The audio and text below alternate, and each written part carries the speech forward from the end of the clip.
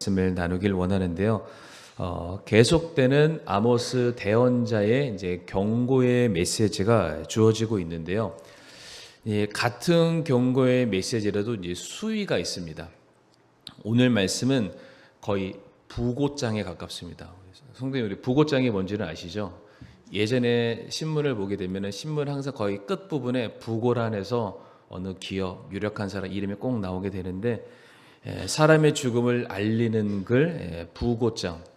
지금 하나님께서 친히 이스라엘 백성들의 영적인 죽음, 근데 그들의 영적인 죽음은 곧 육적인 죽음으로 이어지게 되는데, 그들의 죽음의 상태를 지금 상세하게 기록하시는 말씀이 오늘 아모스 5장 말씀이 되겠는데요.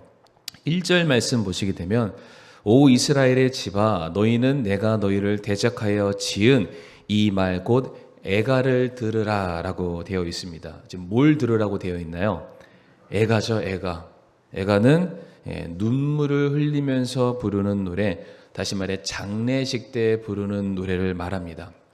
대체 어떠한 내용이길래 장례 때나 부를 노래를 너희가 들어야 된다라고 말씀하시냐? 2절 말씀 보게 되면, 이스라엘의 처녀가 쓰러졌으니 다시는 일어나지 못하리로다. 그녀가 자기 땅에서 버려졌으며 그녀를 일으킬 자가 없다라고 되어 있어요. 이스라엘을 처녀라고 표현을 하는데요. 성경에서 처녀는 일반적으로 영적인 순결함을 의미할 때 그 표현을 쓰기는 합니다. 그런데 이게 전쟁에서 처녀라는 단어가 쓰이게 되면 무엇을 말하냐면은 나약함을 말합니다. 그러니까 지금 이스라엘이 굉장히 연약한 상태가 되었다. 외적으로 내적으로, 그러니까 외부로부터 쳐들어오는 공격에 대해서 그것을 맞설 만한 그러한 힘이 전혀 없는 빈약한 상태가 되었음을 말해주고 있는데, 얼마나 그들의 상태가 처참한지 그들이 다시는 일어날 수 없는 지경이 되었고요. 또한 누구도 그들을 일으켜 줄 수 없는 그러한 상태, 그러니까 완전히 버림받은 상태가 되었다라고 말을 하고 있습니다. 3절 말씀 보게 되면 구체적으로 그것을 명시하고 계시는데, 전쟁으로 말미암아, 이제 이 말씀이 기록된 이후로부터 40년이 지나게 되면은 북이스라엘은 아수르에 대해서 아시리아에게 멸망을 당하게 됩니다. 그때 일어나는 전쟁으로 말미암아 나라가 10분의 1로 줄어들게 될 것이다. 1000명이 100명이 되고 100명이 10명이 된다. 성도님, 축구 경기만 봐도 한 명이 퇴장하면 전세가 확 꺾입니다. 그러니까 한 명만 없어도 이기던 게임이 지는 게임으로 바뀌게 되는데, 한 명이 빠지는 게 아니라 축구가 11대 1의 싸움으로 바뀌어버리는 거예요. 이거는 완벽한 패배를 의미할 텐데, 지금 그와 같이 누구도 그들을 도와줄 수 없는, 스스로 자신의 모든 것들을 회복할 수 없는, 제대로 운신조차 할 수 없는 만신창이가 되고 말 것이다 라는 것을 지금 경고하고 계세요. 그러니까 지금의 이 모든 말씀은 하나님이 아모스 대언자를 통해서 직접 적으신 북이스라엘의 부고장을 쓰고 계세요. 그러니까 하나님이 이스라엘의 운명에 대해서 너희는 이렇게 끝날 거야 라고 말씀하시는데, 우리 사랑하는 성도님들께서는 어떻게 인생을 마무리하기를 원하십니까? 그러니까 하나님께서 우리를 딱 보셨을 때, 어떻게 너가 인생을 살아왔구나 라는 말씀을 우리 성도님들은 듣기를 원하시나요? 우리가 딱 천국에 올라갔을 때, 우리가 사랑하는 주님 만났을 때 주님께서 우리를 바라보시면서 땡땡땡 성도, 하나님의 영광을 위하여 그의 전 생애를 헌신하여 놀라운 사역의 열매를 맺다. 꽝꽝꽝. 혹은 땡땡땡 성도, 그는 믿음의 길을 열심히 달려갔고 그의 신앙의 유지를 따라서 그의 모든 후손들이 주님의 일꾼으로 바로 세워졌다. 땅땅땅. 이거 말고도 수많은 인생의 결론들이 있게 될 텐데, 우리 성도님들은 마지막 때 우리가 주님을 만나 뵈게 될 때, 성경 여러 군데 보면은 그리스도의 심판석도 있고요, 주님께서 우리를 만나는 그 자리에서 회개 보고를 한다. 수많은 주님 앞에 우리들의 인생의 마지막 때 서게 되는 그 순간이 있는데, 우리 성도님들 혹시 어떤 말을 들을 것이다 라는 기대를 갖고 살아가시나요? 마태복음 25장 23절 말씀 보게 되면은 주인이 자신의 종을 향해서 전해주는 그 결론의 메시지가 있죠. 그의 주인이 그에게 이르되 잘하였도다. 선하고 신실한 종아, 내가 적은 것에 신실하였은즉 내가 너를 많은 것을 다스릴 치리자로 삼으리니 너는 내 주인의 기쁨에 참여하라 하니라 라고 되어 있습니다. 반드시 주인 되신 하나님께서 그분의 종을 자처한 저와 성도님들이 그분 앞에 서게 되었을 때에 잘하였다 충성된 종아, 아니면은 악하다 이 불의한 종아라고 말씀을 하신다라는 거예요.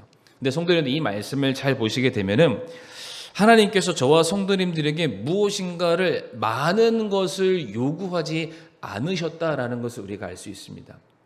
뭐라고 되어 있네요. 내가 적은 것에 신실하였은즉. 제가 이 적은 것이 얼마나 적은가 저게 쭉 원서를 좀 보게 됐는데, 원서로서는 표현이 잘 안 되고 영어를 보니까 이제 이게 영어로 적다라는 게 a few라고 되어 있습니다. 이게 아마 중학교 때 우리가 배웠던 영어 실력을 한번 생각해 보시면은 적다라는 것을 표현할 때 영어로 a few가 있고 a little이 있습니다. 기억나실 거예요. 한번 떠올려 보시고요. 둘 다 한국말로 해석을 하면은 적다입니다. 그런데 그나마 수를 헤아릴 수 있는 영어는 a few라고 쓰고요. 수를 헤아릴 수 없는 적음을 말할 때는 a little를 쓰는데, 오늘 본문에서는 a few라는 단어를 써요.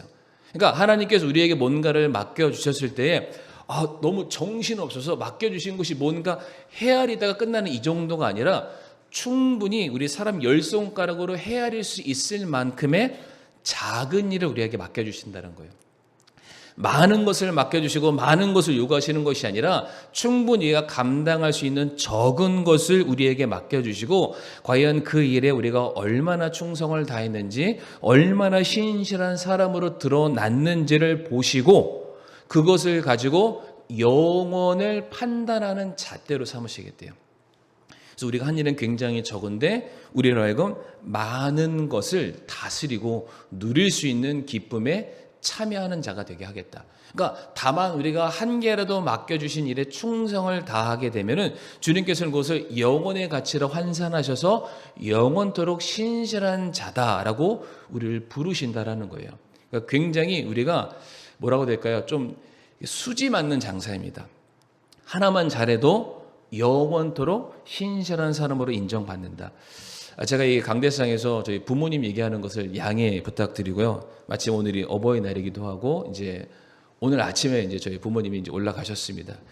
이제 어제 저녁에 저희 이제 좀 먼 친척분, 근데 마침 광주에 사시는 아주 먼 친척분을 만나서 이제 식사하는 시간을 갖게 됐는데, 저도 그분을 생전 처음 뵙고 심지어 저희 어머니도 그분을 이제 처음 봤습니다. 근데 이제 식사를 하면서 얘기를 들었더니 저희 아버지랑 만난 지가 이미 50년을 훌쩍 넘었대요. 그러니까 거의 까까머리 중학생 때 만나고 나서 이제 처음 본 거예요. 근데 너무 보고 싶었다라는 거죠. 그래서 왜? 그래서 제가 너무 궁금한 거예요. 아니 5, 60년이 지났는데 어떻게 그 사람이 생각이 나냐. 그래서 왜 보고 싶었냐 했더니 딱 그분이 하시는 얘기가 뭐냐면 그냥 어디 갈 때 자기 데리고 다녔대요. 저희 아버지가.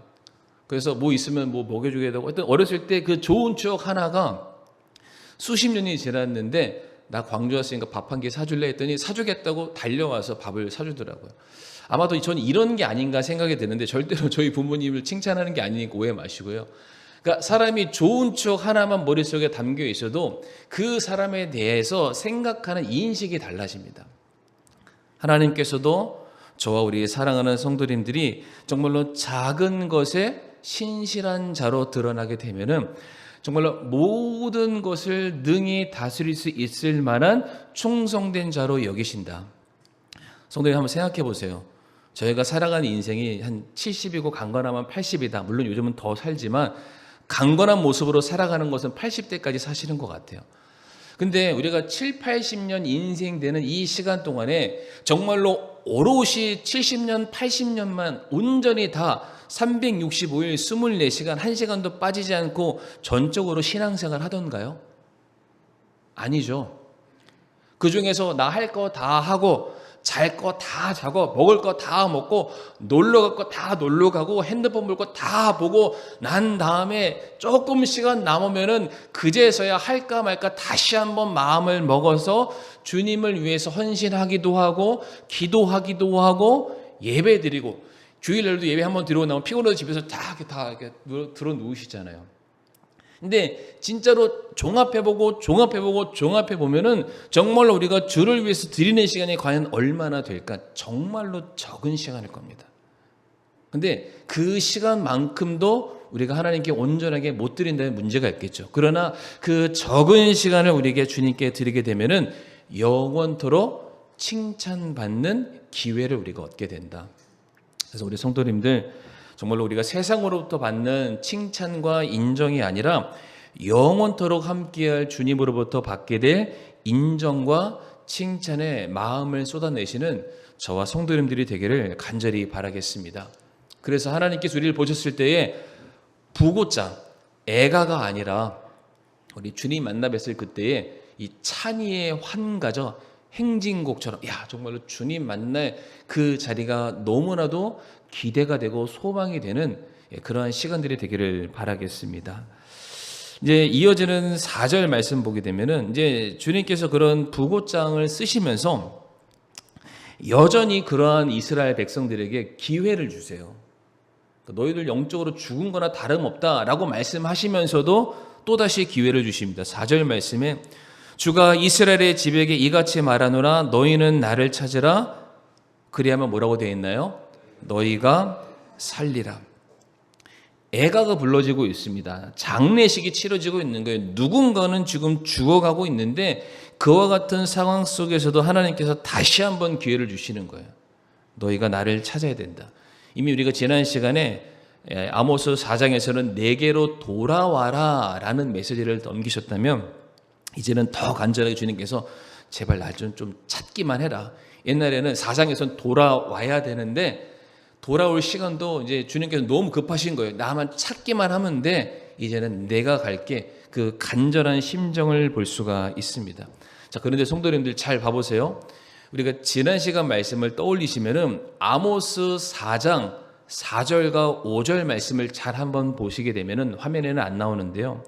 이미 이스라엘 백성들이 수도 없이 하나님을 찾고 예배드리는 모습이 있습니다. 그러니까 이스라엘 백성들의 입장에서는 하나님을 찾고 있어요. 근데 하나님이 지금 뭐라고 말씀하시죠? 너희가 나를 찾아야 된다라고 말씀하시는 거예요. 분명히 찾고 있고 찾고 있는데 이게 방향이 안 맞는 거예요. 뭔가 지금 서로가 어긋나고 있다라는 것을 우리가 확인할 수가 있습니다. 그 이유가 뭘까? 5절 말씀에 나오는데요. 우리 5절 말씀 우리 성도님들 읽었지만 한 번만 더 읽어보도록 하겠습니다. 시작. 베델을 찾지 말고 길갈로 들어가지 말며 브에세바로 나아가지 말라. 길갈은 반드시 포로가 되고 베델은 없어지리라. 아멘. 성도님들 제가 이따가도 말씀드리겠지만은 지금 여기 베델, 길갈, 브에세바 이게 다 어디에 속해 있냐면은 이제 북이스라엘 땅 안에 속해 있는 곳입니다. 근데 북이스라엘 왕이 남유다와 분열되는 상황 속에서 남유다에 있는 예루살렘 성전으로 자기의 백성들이 가서 온전한 예배를 드리고 선한 영향력을 받아서 그들의 마음과 생각이 변화될 것을 두려워해서 예루살렘 성전으로 못 가도록 북이스라엘 지경 안에 제단을 만들고 거기에서 예배를 드리게끔 만듭니다. 여로보암 왕이요. 그런데 그렇게 제단을 만들면은 이미 잘못된 성전과 예배의 현장들이 만들어지잖아요. 이미 시작이 불순하고 잘못됐으면은 나중도 달라질 수밖에 없죠.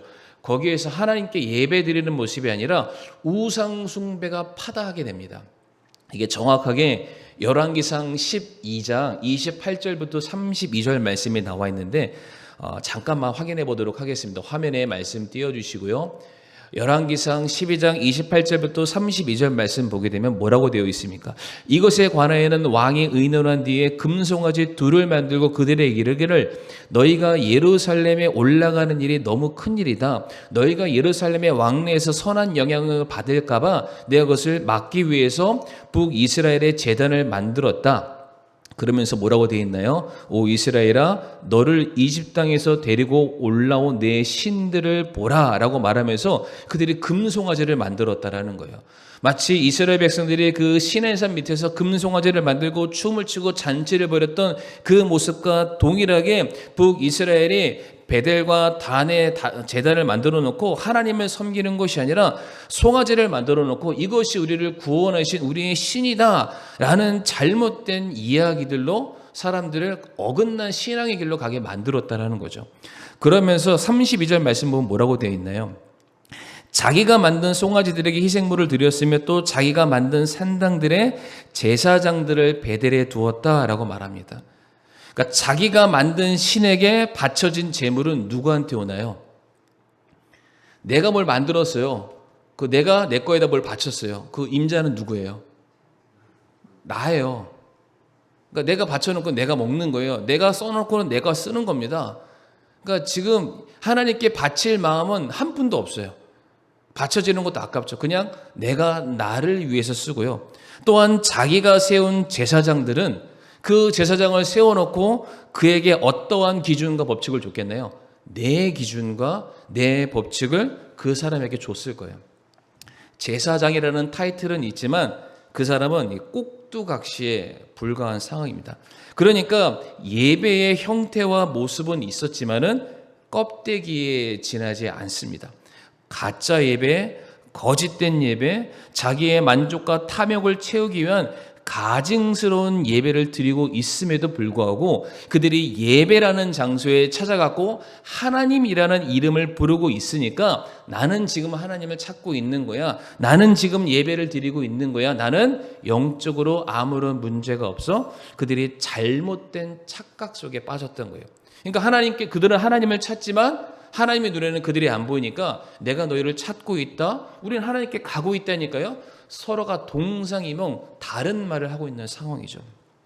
그런데 이와 같은 상황에 대해서 말라기 대언자가 뭐라고 말하냐면요. 우리 한번 읽어보겠습니다. 말라기 1장 10절 말씀인데요.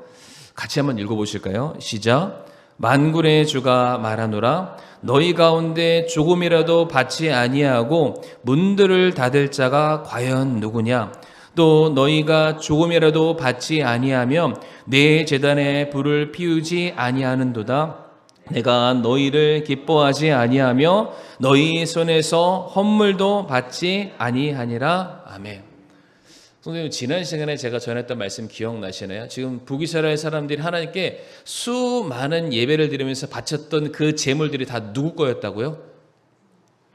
자기 주변에 연약하고 가난한 사람들의 재물들을 그들의 힘으로 빼앗아 와서 이것이 마치 자신들이 받은 축복인 양 그것을 하나님께 드리는 것이에요.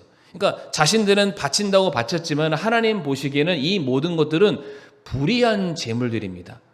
그러니까 하나님께서 그 예배를 기뻐하지 않으시겠죠. 그런데 그렇게 그들이 하나님의 이름을 부르면서 예배를 드렸지만은 이미 위에 나와 있는 것처럼 하나님께 바치는 것 같지만은 자기한테 바치는 거고요. 그 제사와 예배를 위해서 드려진 사람 역시 내가 원하는 방식과 기준대로 만들어진 그런 세팅된 그런 값이죠.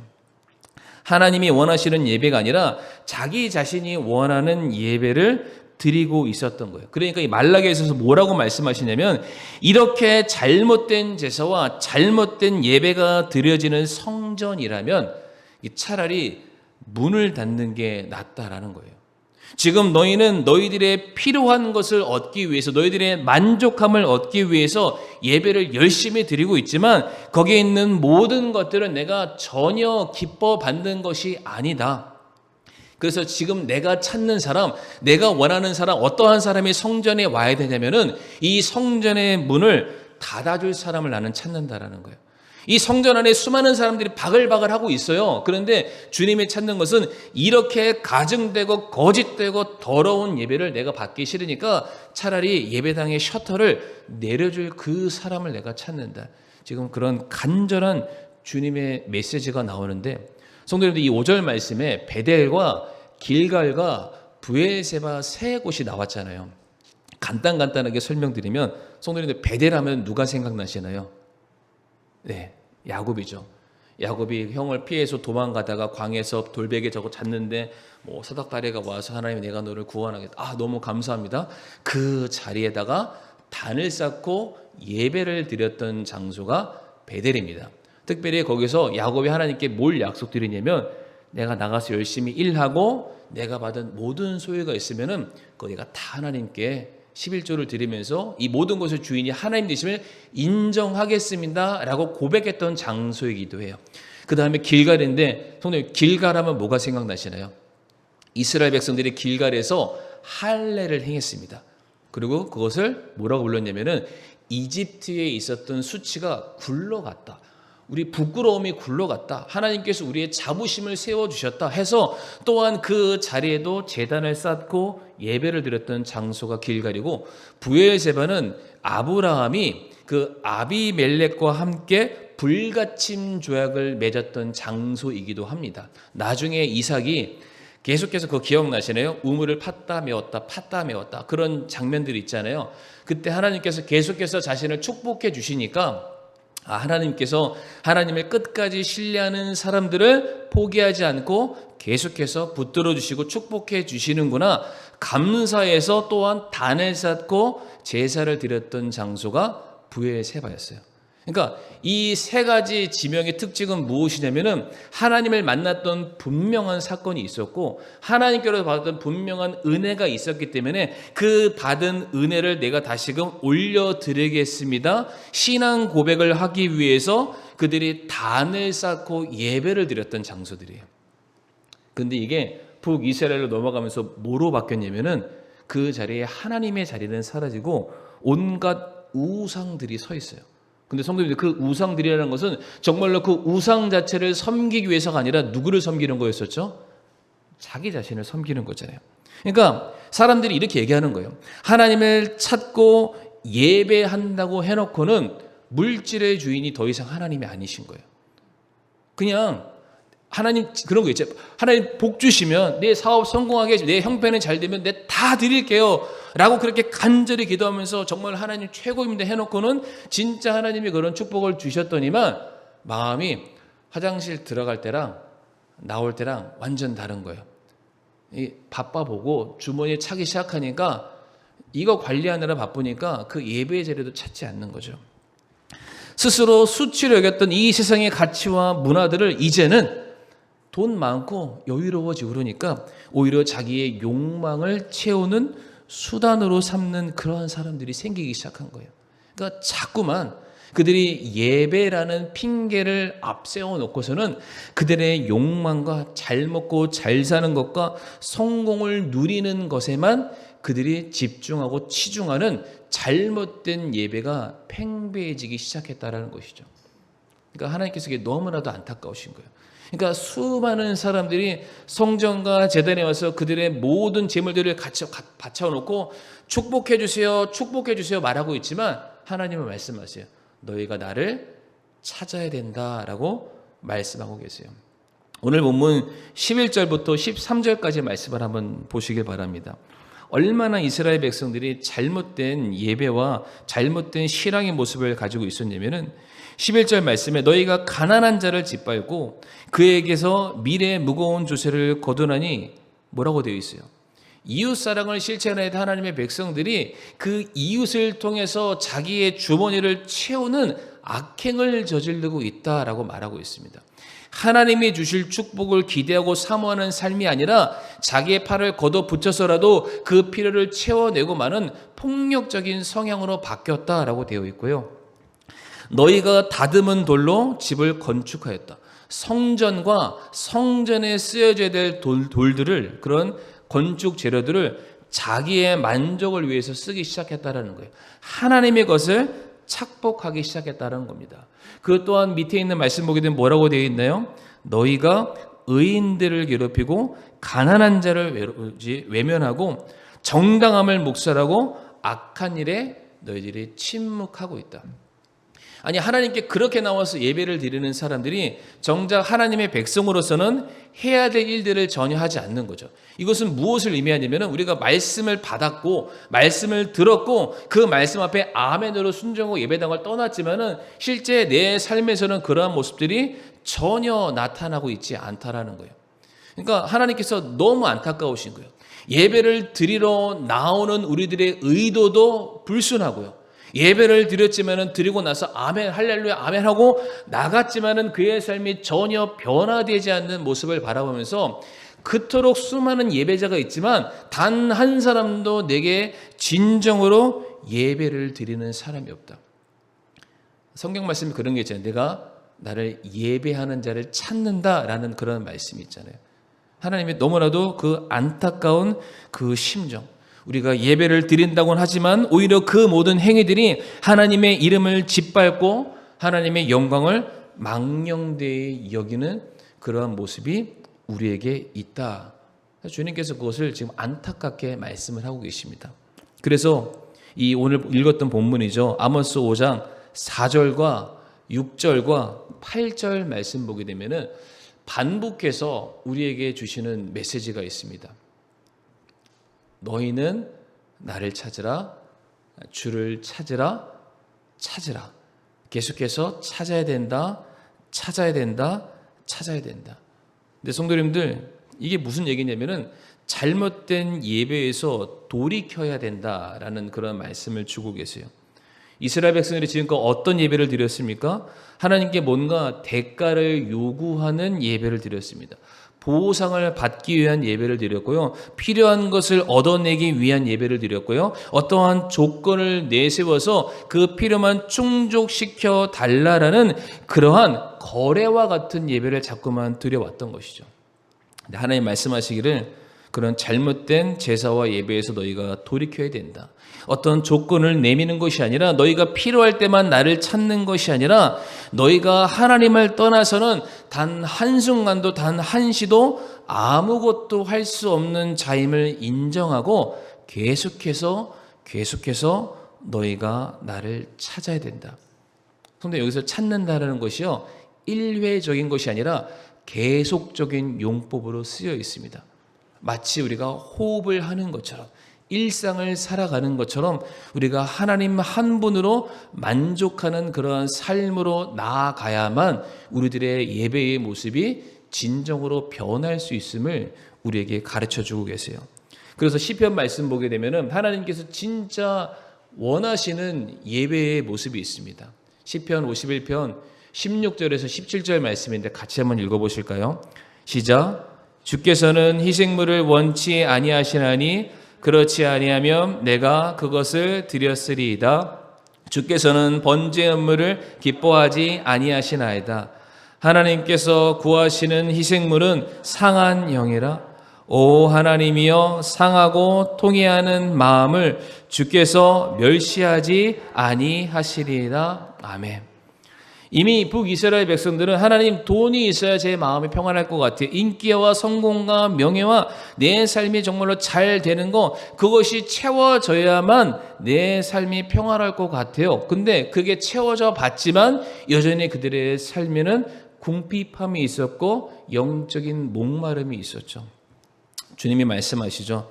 다른 것이 아니다. 너희가 하나님 한 분을 향해서 갈급해하는 그 마음으로 나오게 되었을 때에 너희들의 마음에 진정한 평안과 확신이 있게 될 것이다 말씀을 하십니다. 말씀을 마무리하면서 이 참된 예배에 대한 그 사모하는 마음, 요한복음 4장 말씀 보게 되면 사마리아 여인이 나오죠. 예수님과 사마리아 여인이 우물가에서 만나면서 이야기를 주고받는 굉장히 복음적인 메시지가 담겨져 있는 사건이 하나 있는데, 이 사건의 후반부를 가게 되면은 예수님께서 이 여인에게 네 남편을 불러와라 라는 질문을 던지시죠. 근데 그때 그 여인이 저 남편 없는데요? 예수님이 말씀하세요. 너에게는 5명이나 된 남편이 있었다. 그 얘기는 뭐냐면은 이 여인이 이미 5명이나 된 남편이 있었고 지금 현재 또 새로운 남편이 있었다라는 말을 합니다.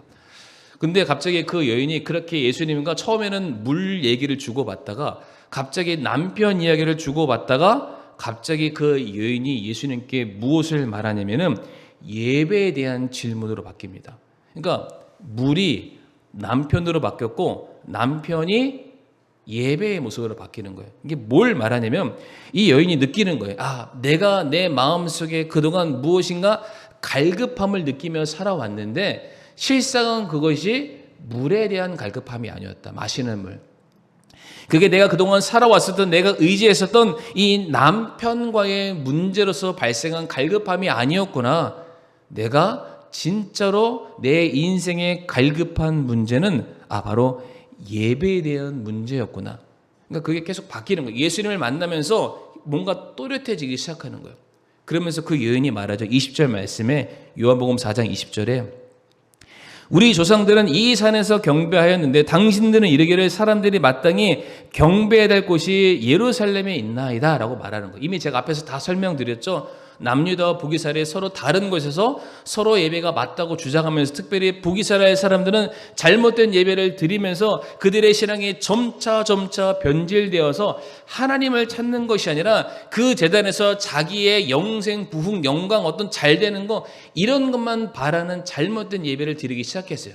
그런데 그렇게 아무리 예배를 드려봤자 하나님으로 가득 차야 될 그 자리에 세상에 썩어질 것들이 잠깐 스쳐 지나가는 것은 더 큰 갈증과 더 큰 목마름을 가질 수밖에 없잖아요. 그러니까 예수님이 그 여인에게 이렇게 말씀하시죠. 이어지는 22절과 23절 말씀 보게 되면 너희는 너희가 알지 못하는 것에 경배하고 우리는 우리가 경배하는 것을 아노니 이는 구원이 유대인에게서 나기 때문이니라. 23절 말씀 같이 한번 읽어보실까요? 시작. 그러나 참되게 경배하는 자들이 영과 진리로 아버지께 경배할 때가 오나니 곧 지금이라. 이는 아버지께서 자기에게 그렇게 경배하는 자들을 찾으시기 때문이니라. 아멘. 북이스라엘 사람들은 자신들이 필요할 때만, 어떤 것이 부족할 때만, 원함이 생길 때만 조건적으로 하나님께 나아가 예배를 드렸어요.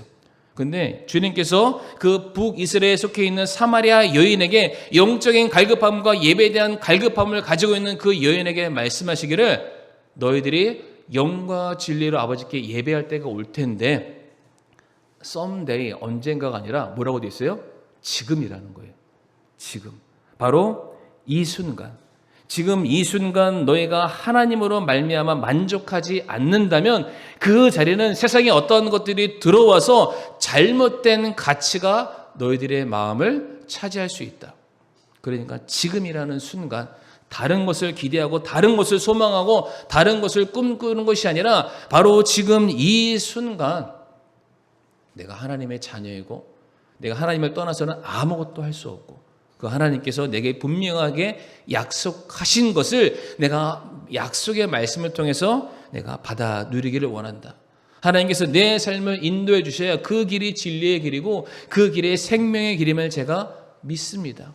그 믿음으로 지금이라는 이 순간 예배에 너희들이 나와야 된다. 너희가 나를 찾아야 된다. 바로 이와 같은 마음으로 우리가 주님을 찾고 예배할 수 있는 저와 우리 사랑하는 성도님들이 될 수 있기를 간절히 바라겠습니다. 이 시간 다 같이 우리가 머리 숙여서 오늘 말씀을 놓고서 함께 참 우리가